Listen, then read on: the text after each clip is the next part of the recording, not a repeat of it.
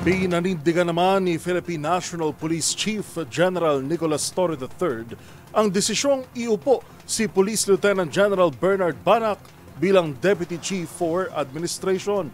Ito'y sa kabila ng direktiba ng National Police Commission na nag-overturn sa ginawang balasahan ni Torre.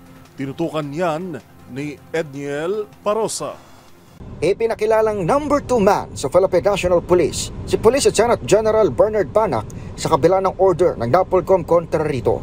Sa flag raising ceremony sa Campo Crame ngayong umaga, ipresenta ni PNP Chief Police General Nicolas Torre III si Banac bilang Deputy Chief for Administration.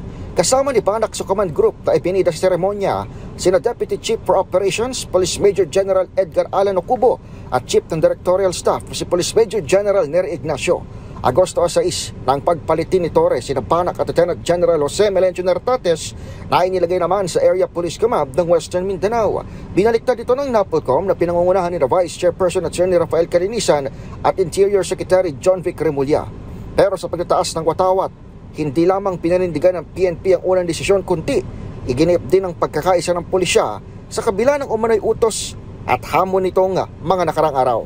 Sa inyong lahat, isang malinaw na mensahe ang pinakita ninyo.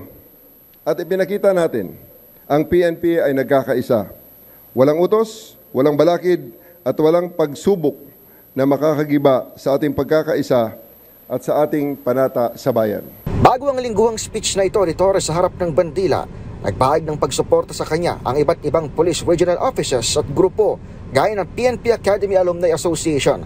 Nang usisain ng reporters, sinabi ng top cop na naresolba na ang usapin sa loob ng organisasyon. I don't believe na ito ay mariresolba sa loob ng organisasyon. Ako ay nagpapasalamat at sa tingin mo naman ay naresolba na ito.